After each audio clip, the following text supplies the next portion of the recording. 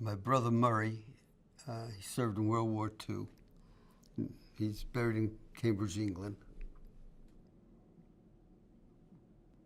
Of all my four brothers, my brother Murray stood out the most.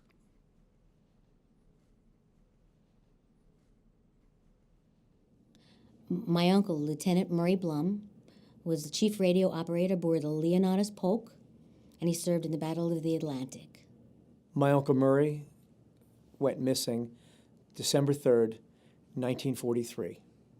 He lost his life in the North Atlantic, off the coast of Scotland. Well, for years my father talked about him as a very gentle man, a lot of humor, and very popular with the ladies. There was a lot of reverence in our household and a quiet hush when we talked about Uncle Murray. I think the memories that I have of my uncle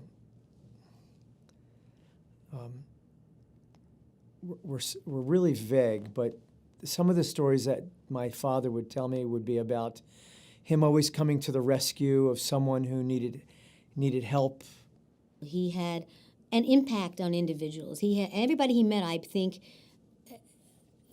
found something in him admirable, simply for the fact that he made these relationships wherever he went. He was not forgettable. My uncle was a person who was very giving, and he was giving to the point where he gave his life for someone else. I mean, he drowned trying to save a European soldier. His ship drifted or rammed into a smaller vessel, and the other vessel sank very quickly. Naturally, there were some survivors in the water yelling for help. Everybody was mustered onto the deck from my uncle's ship, and they took one of their lifeboats was sent into the water to go after men. And there were men in the water everywhere without or with life vests and trying to cling on to wreckage. My brother, at that time, who was also on deck, happened to hear somebody yelling in the distance, help me, I can't swim." At that time, he noticed the ship was going in the opposite direction, the lifeboat was going in the opposite direction from where this voice was. So he took off his shoes and leaped overboard. Before he leaped overboard, he yelled, "Lieutenant Murray Blum, radio operator, going overboard." And then he went overboard and swam toward this distant voice. Hearing the cries of one of the sailors from the other vessel, which was beyond the buoy lines, he went after that person because the person was screaming that they couldn't swim. And the last they saw was they saw him swimming towards that voice, and didn't see him or hear him after that. 3 weeks later, his body washed up in the shores of Scotland. Anyone that had children overseas dreaded the words Western Union because it only meant one thing. When the family found out that Murray had died, I know from speaking with family members that Calvin was the youngest of all the kids.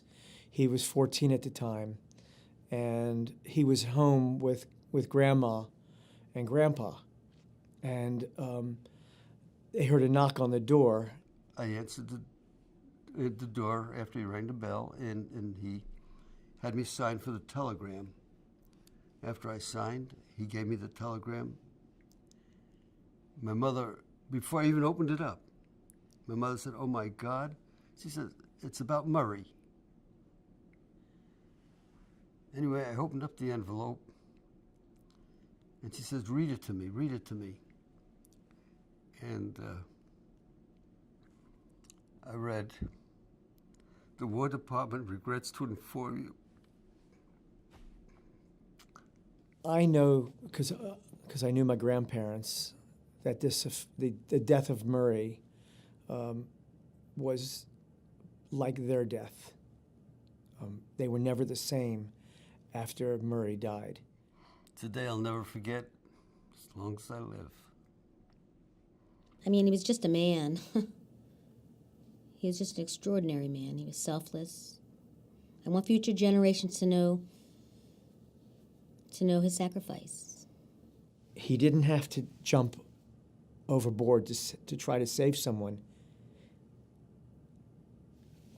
But he did something that many other people would have done also.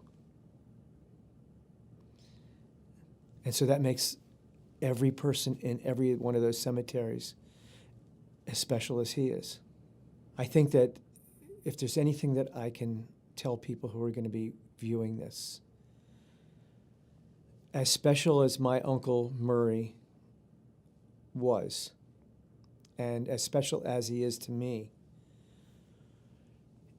he's just like